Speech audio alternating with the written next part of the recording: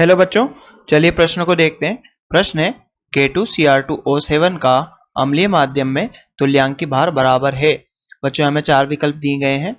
चलिए बच्चों, इस प्रश्न की मुख्य अवधारणा की बात की जाए तो इस प्रश्न की मुख्य अवधारणा होगी अवधारणा। तो बच्चों यहाँ पर बात करें हम तुल्यांकी भार की। तुल्यांकी भार। तो बच्चों तुल्यांकी भार का क्या सूत्र होता है? यहाँ पर अणुभार बटे एन कारक या बच्चों हम कह सकते हैं एन फैक्टर। तो बच्चों यहाँ पर हम बात करें K2Cr2O7 की अम्लीय माध्यम में अभिक्रिया की, तो यहाँ पर K2Cr2O7 प्लस बच्चों अम्लीय माध्यम हम यहाँ पर H2SO4 से लेंगे, H2SO4। बच्चों अम्लीय माध्यम में अभिक्रिया करके H2SO4 से क्रिया करेगा बच्चों और क्या बनाएगा यहाँ पर K2SO4 पोटेशियम सल्फेट प्लस बच्चों यहाँ पर Cr2SO4 whole thrice plus 4H2O plus बच्चों 3 ऑक्सीजन। बच्चों ये जो 3 ऑक्सीजन है ये नेसेंट ऑक्सीजन है जो किसमें काम आती है? ऑक्सीकरण में काम आती है।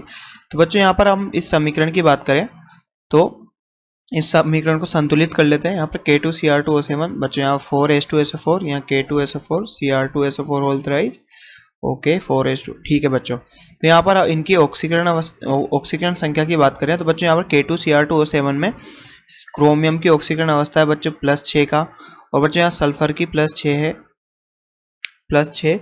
बच्चों यहाँ पर भी सल्फर की +6 यानी सल्फर की चेंज नहीं हुई। बच्चों यहाँ पर क्रोमियम की यहाँ पर +3 होगी, मतलब यहाँ पर बच्चों इसका अपचयन हो गया। और यहाँ पर बच्चों हम K2Cr2O7 का एन फैक्टर की बात करें तो बच्चों एन फैक्टर क्या होगा? एन फैक्टर Cr की संख्या बच्चों कितनी है यहाँ पर 2। अब इसकी ऑक्सीकरण संख्या में जो बदलाव हो रहा है बच्चों यहाँ पर +6 से -3, इस बदलाव को बच्चों हम इस बदलाव का परिणाम इंटू यहाँ पर जिसमें बदलाव हो रहा है क्रोमियम में हो रहा है तो बच्चों क्रोमियम की संख्या। तो यहाँ पर बात करें बच्चों तो कहाँ से 6 से 3 में जा रहा है तो 6 - 3 में जा रहा है। अब 6 - 3 बच्चों कितना हुआ यहाँ पर 3 और 3 दूनी 6। तो बच्चों एन फैक्टर कितना निकल के आ रहा है? 6 निकल के आ रहा है। तो यहाँ पर हम कह सकते हैं बच्चों K2Cr2O7 का अणुभार कितना होगा? 294।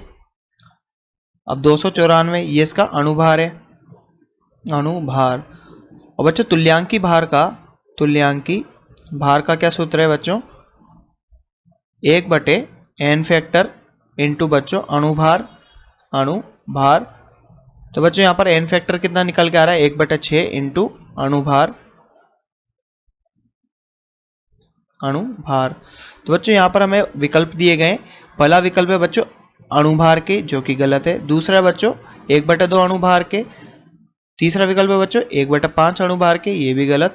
बच्चों चौथा विकल्प दिया हमें 1/6 अणुभार के। तो बच्चों ये हमारा सही उत्तर होगा, जैसा कि हमने यहाँ पर मुख्य अवधारणा में देखा और बाद में इस प्रश्न के हल में समझा। तो बच्चों आशा करते हैं आपको प्रश्न समझ में आया होगा। धन्यवाद।